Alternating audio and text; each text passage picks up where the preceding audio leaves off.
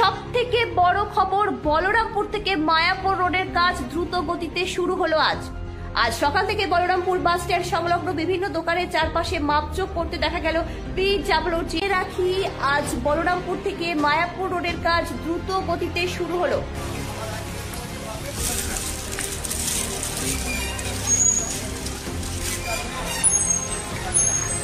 এই মুহূর্তে সবথেকে বড় খবর, বলরামপুর থেকে মায়াপুর রোডের কাজ দ্রুত গতিতে শুরু হলো আজ সকাল থেকে বলরামপুর বাস স্ট্যান্ড সংলগ্ন বিভিন্ন দোকানের চারপাশে মাপজোক করতে দেখা গেল পিডব্লিউডি।